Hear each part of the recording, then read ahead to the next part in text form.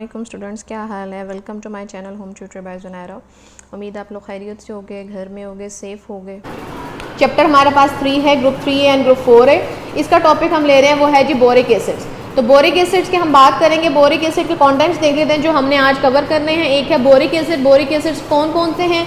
Next हमारे पास इसमें properties देखेंगे बोरिक एसिड्स की। नेक्स्ट हम प्रिपरेशन देखेंगे, preparation of boric acid, then उसकी प्रॉपर्टीज़ और लास्ट में उसके यूजेस देखेंगे। तो सबसे पहले हम बात कर लेते हैं बोरिक एसिड्स की। बोरिक एसिड्स हमारे पास बेटा जो हैं वो टोटल 4 एसिड्स होते हैं। पहला है ऑर्थोबोरिक, आर्थोबोरिक एसिड। नेक्स्ट हमारे पास जो है वो है मेटाबोरिक एसिड। थर्ड हमारे पास है टेट्राबोरिक एसिड। फोर्थ हमारे पास है पायरोबोरिक एसिड। तो ये हमारे पास बेटा 4 एसिड्स हैं जो बेसिकली हैं बोरिक एसिड्स। इसमें से जो स्टेबल है वो है ऑर्थोबोरिक। ऑर्थोबोरिक एसिड है H3BO3। मेटाबोरिक एसिड होता है HbO2। टेट्राबोरिक होता है H2B4O7 और पायरोबोरिक होता है H6B4O9। तो ये हमारे पास एसिड्स हैं जिसमें से स्टेबल वन सिर्फ ये है, ये स्टेबल है, बाकी तीनों जो हैं वो अनस्टेबल हैं। बाकी तीनों अनस्टेबल कैसे हैं? इन बाकी तीनों से हम ये बोरिक एसिड बना सकते हैं। जैसे हमारे पास है मेटाबोरिक एसिड HbO2, इसके साथ अगर हम रिएक्ट करवाते हैं वाटर को तो ये बना देगा हमारे पास बोरिक एसिड H3BO3। सिमिलरली अगर हम रिएक्ट करवाते हैं टेट्राबोरिक को H2B4O7 विद वाटर तो ये भी सिमिलरली H3BO3 दे देगा हमें। इसी तरह पायरोबोरिक एसिड के साथ भी हम वाटर को रिएक्ट करवाएं H6B4O9 विद वाटर तो ये भी बोरिक एसिड दे देगा। बाकी इनकी बैलेंसिंग में फ़र्क है, बाकी सारी सेम चीज़ है कि इन तीनों एसिड्स को अगर वाटर के साथ ट्रीट करवाया जाए तो हमारे पास 4th वन एसिड आ जाता है, which one is a boric acid. ठीक है जी, ये हमारे पास बात आ गई बोरिक एसिड्स की। बोरिक एसिड्स कौन कौन से थे, फिर बोरिक एसिड स्टेबल है, बाकी अनस्टेबल हैं। नेक्स्ट हम इसकी बात करते हैं प्रॉपर्टीज़ की, किसकी प्रॉपर्टीज़ क्या हैं। तो प्रॉपर्टीज़ बेटा इसकी हैं, पहली प्रॉपर्टी इसकी है कि ये वाइट क्रिस्टलाइन है। ठीक है, वाइट क्रिस्टलाइन होता है, ये केमिकल सब्सटेंस है, ये ट्राइक्लिनिक। नेक्स्ट जो आपकी बुक में मेंशन हुआ है वो ये कह रहे हैं कि जो हमारे पास बोरिक एसिड है ये स्प्रिंगली सॉलेबल है कोल्ड वाटर में और ज़्यादा सॉलेबल है हॉट वाटर में। तो मेंशन कर लेते हैं sparingly soluble in cold water और highly soluble in hot water. कैसे? कोल्ड वाटर में हमारे पास जो सॉलेबल हो रहा है वो बताया हुआ उन्होंने 2.6% सॉलेबल एट 40 डिग्री सेल्सियस और हमारे पास जो है 37% सॉलेबल हो रहा है 100 डिग्री सेल्सियस पे। तो इस वैल्यू से पता चलता है कि it is Sprüngli soluble in cold water and highly soluble in hot water. और नेक्स्ट हमारे पास की जो टेम्परेचर वेरिएशन है कि भाई किस टेम्परेचर पे ज़्यादा कर रहा है, किस टेम्परेचर पे कम कर रहा है, तो ये रिस्पॉन्सिबल है for the separation and purification of the boric acid. तो आप मेंशन कर low temperature variation, it is responsible for the basis of separation and purification of boric acid। अच्छा, अब इसके बाद बेटा हम बात करेंगे इसकी प्रॉपर्टीज़ की, प्रिपरेशन की। सॉरी, पहले हमने बात की थी बोरिक एसिड्स। बोरिक एसिड्स कौन कौन से हैं, बोरिक एसिड बनाया कैसे जाता है। नेक्स्ट हम बात करेंगे इसकी प्रॉपर्टीज़ की। ये तीनों है जो है बेसिकली इन तीनों तरीक़ों से बोरिक एसिड बनाया जा रहा है हमारे पास, from metaboric acid, from tetraboric acid, from ये मेटाबोरिक है, ये हमारे पास टेट्राबोरिक है और लास्ट में हमारे पास पायरोबोरिक है। तो ये हमारे पास बेसिकली हैं एसिड्स।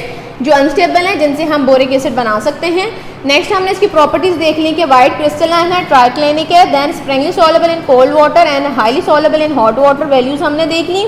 फिर हमने बात की कि टेम्परेचर वेरिएशन जो है ये रिस्पॉन्सिबल है for the basis of separation and purification of the boric acid. Next हम इसमें बात करते हैं प्रिपरेशन की कि बोरिक एसिड को बनाया कैसे जाता है। तो बोरिक एसिड बनाने के बेटा दो तरीके हैं आपके पास। प्रिपरेशन देख लेते हैं हम। Preparation of boric acid, one form colemanite, ठीक है, and second one is borax. इन दो चीज़ों से हम मिलकर बनाते हैं बोरिक एसिड। जैसे हमारे पास कैल्मिनाइट की उन्होंने बात की हुई है, Ca2B6O11 विद 5H2O। इसको बॉइलिंग वाटर के साथ ट्रीट करवाएंगे। उस बॉइलिंग वाटर के साथ जब ट्रीट करवाएंगे तो इसमें हम पास करेंगे SO2, सल्फर डाइऑक्साइड इसमें से पास करेंगे, और कैल्मिनाइट को हम क्या करेंगे, बॉइलिंग वाटर के साथ ट्रीट करवाएंगे। तो बॉइलिंग वाटर के साथ जब ट्रीट किया जाएगा, इसके साथ बॉइलिंग वाटर होगा, और तो बॉइलिंग वाटर के साथ जब हम ट्रीट करेंगे तो हमारे पास क्या बनेगा, इसमें बोरिक एसिड बन रहा है H3BO3 विद कैल्शियम सल्फाइड। एक ये तरीका है बोरिक एसिड बनाने का कि boric acid is form by the colemanite, react with boiling water and SO2 sulfur dioxide is passed through it, it gives the boric acid and calcium sulfide। Next है borax. Borax हम कैसे बना सकते हैं इसको। बोरक्स हमारे पास Na2B4O7, इसको हम रिएक्ट करवाएंगे सल्फ्यूरिक एसिड के साथ in the presence of water. तो ये हमें दे देगा sodium sulphate with boric acid. तो हमें मेन चीज़ क्या चाहिए, बोरिक एसिड। तो बोरिक एसिड बनाया जा रहा है, पहले हमने बनाया कैल्मिनाइट से, नेक्स्ट हमने बनाया बोरक्स से। अब हम बात करते हैं इसकी प्रॉपर्टीज़ की। ये तो दो मेथड थे जिससे हम बना सकते हैं बोरिक एसिड को। नेक्स्ट इसमें हम बात करेंगे प्रॉपर्टीज़ की। इसकी प्रॉपर्टीज़ क्या हैं। प्रॉपर्टीज़ में सबसे पहले इसके टेक्सचर की बात करते हैं, इसकी नेचर की बात करते हैं। ये क्या चीज़ है, किस तरह होता है बेटा। ये वाइट क्रिस्टलाइन लस्ट्रस सॉलिड है, ठीक है जी। ये जो लस्ट्रस सॉलिड है हमारे पास, वाइट क्रिस्टलाइन लस्ट्रस सॉलिड है। ये सॉफ्ट सोपी टच है इसका, ठीक है जी। स्प्रिंगली सॉलेबल है कोल्ड वाटर में,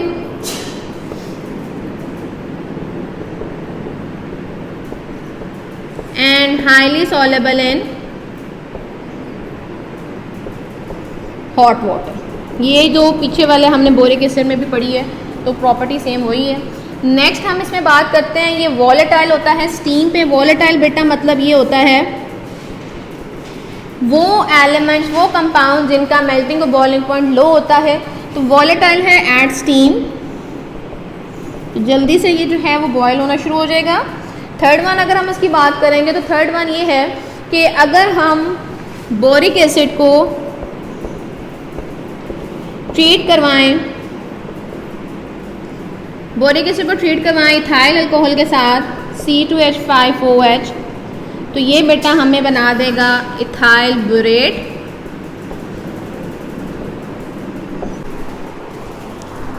अच्छा, ये इथाइल ब्यूरेट हमारे पास बना रहा है इथाइल अल्कोहल के साथ मिलके। इसको अगर हम देख लेते हैं,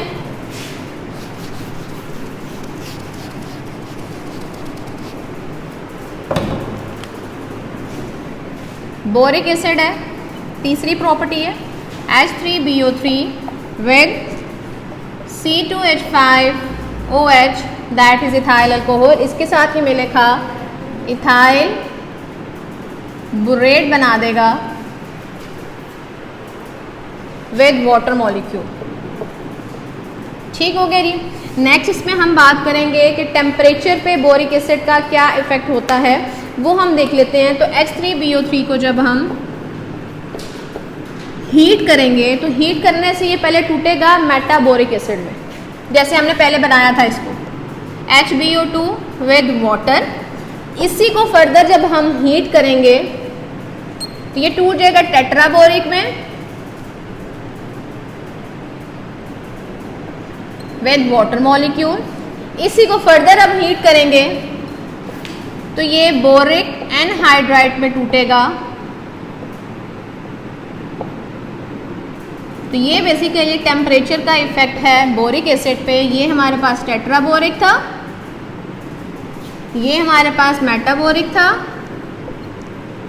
और ये हमारे पास बोरिक एसिड था। तो हमारे पास क्या कह रहे हैं कि हम बोरिक एसिड जो है उसको हीट करेंगे, मेटाबोरिक में कन्वर्ट होगा, फर्दर हीट करेंगे मेटाबोरिक को टेट्राबोरिक में, टेट्राबोरिक को फर्दर हीट करेंगे तो वो बोरिक एनहाइड्राइड में कन्वर्ट हो जाएगा। ठीक है जी। नेक्स्ट इसमें हम बात करते हैं कि ये बहुत वीक एसिड है,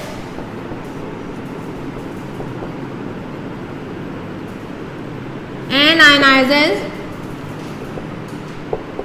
टू अ स्मॉल एक्सटेंट। कैसे जी?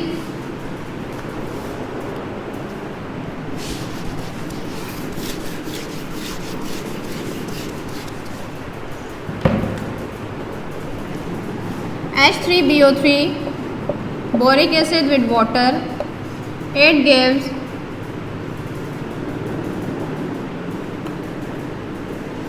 तो ये स्मॉल एक्सटेंट पे जो है वो डिवाइड ये टूट जाएगा, आयनाइज होगा। तो इससे पता चलता है हमारे पास कि ये वीक एसिड है, फुली ऑक्सीडाइज, फुली आयनाइज नहीं हो रहा था, कम्प्लीटली आयनाइज ये एलिमेंट नहीं हो सकता। तो ये हमारे पास इसकी कुछ प्रॉपर्टी है। दूसरा ये है कि ये जो है मिथाइल ऑरेंज जो कि इंडिकेटर होता है उस पर कोई इसका असर नहीं होता, इट हैज़ नो इफेक्ट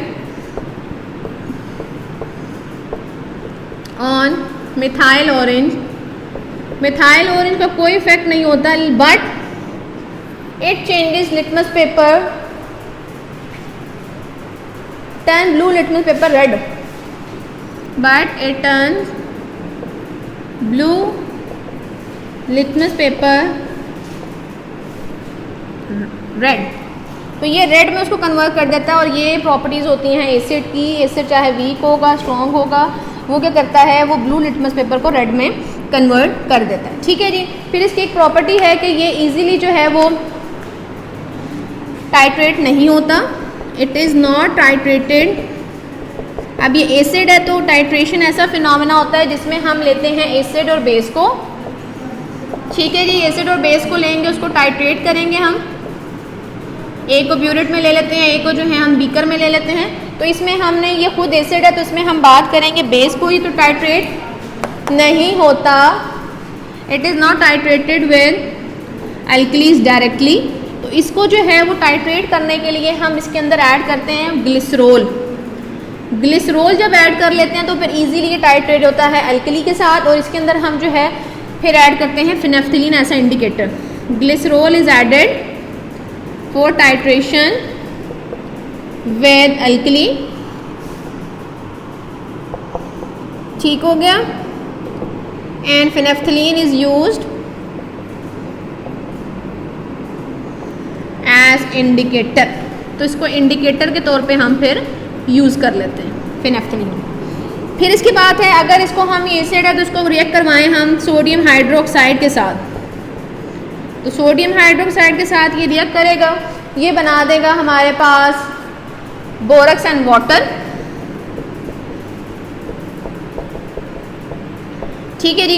इसी तरह अगर हम इसको रिएक्ट करवाते हैं सोडा ऐश के साथ तो यहाँ पे न्यूट्रलाइजेशन का फिनोमिना होगा जैसे ऊपर हुआ सेम। तो ये क्या करेगा जी, सोडियम बोरक्स बनाएगा, Na2B4O7 वाटर मॉलिक्यूल, और एक एक्स्ट्रा चीज़ बनाएगा वो है जी कार्बन डाइऑक्साइड। ठीक है। तो ये न्यूट्रलाइजेशन का प्रोसेस है जिसमें एसिड बेस के इफेक्ट को कैंसिल कर रहा होता है। ठीक है। तो ये हमारे पास प्रॉपर्टीज़ थी total 9 properties of boric acid, जिसमें हमने देख ली इसकी केमिकल प्रॉपर्टीज़ क्या हैं, फिर फिजिकल प्रॉपर्टीज़ भी देख ली। वीक एसिड है, मिथाइल ऑरेंज पे कोई इफेक्ट नहीं होता, टाइट्रेट डायरेक्टली नहीं होता, ग्लिसरॉल ऐड किया जाता है। फिर अगर एसिड के साथ बेस के साथ रिएक्ट करेंगे न्यूट्रलाइजेशन का फिनोमेना होगा, ज़्यादा हीट करेंगे तो बोरिक एनहाइड्राइड में टूट जाएगा, इथाइल अल्कोहल के साथ इथाइल बोरेट बना देगा। ये हमारे पास प्रॉपर्टीज़ थी इसकी। अब जल्दी से इसके यूजेस देख लेते हैं। टोटल इसके 3 यूजेस ही अवेलेबल है हमारे पास बुक में, हम उन्हीं पे फोकस करते हैं। तो यूजेस इसके हैं जी, कहाँ कहाँ इसको हम यूज़ कर सकते हैं। पहला यूज़ है, it is used in medicine as antiseptic. ठीक है, एंटीसेप्टिक के तौर पे इसको हम यूज़ करेंगे। जैसे उन्होंने बताया हुआ है, हमारे पास डस्टिंग पाउडर हो गया, ज़ख़म वगैरह के ऊपर हम लगाते हैं इसको, ठीक हो गया। ऑइंटमेंट वगैरह होगी, कोई क्रीम होगी लगा लेते हैं हम, जो ज़ख़म के ऊपर लगाते हैं, स्किन के ऊपर अप्लाई करते हैं, दैट इज़ एंटीसेप्टिक, ठीक हो गया। नेक्स्ट इसको हम यूज़ कर सकते हैं, आई वॉश के लिए भी यूज़ कर सकते हैं इसको।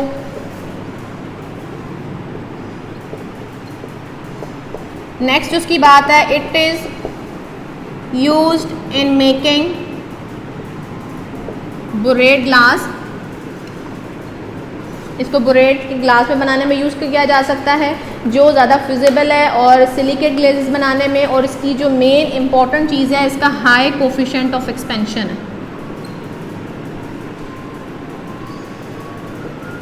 एक्सपेंशन की जो इसका है, एक्सपैंड हो जाता है इजीली, इसकी कोफिशिएंट ऑफ एक्सपेंशन ज़्यादा है, जिसकी वजह से इसको बहुत सारी चीज़ों में यूज़ किया जाता है। लास्ट पॉइंट है, इसको यूज़ किया जाता है कैंडल इंडस्ट्री में।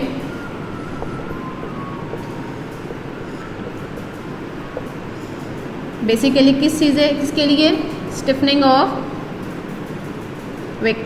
जो कैंडल के अंदर धागा सा लगा होता है बेसिकली, उसको जो है वो सख्त करने के लिए, स्टिफ करने के लिए, वो अकड़ा होता है बेसिकली, इसको करने के लिए हम उसमें बोरिक एसिड यूज़ करते हैं, ताकि वो इजीली जो है वो उसके अंदर रह जाए, गिर ना जाए।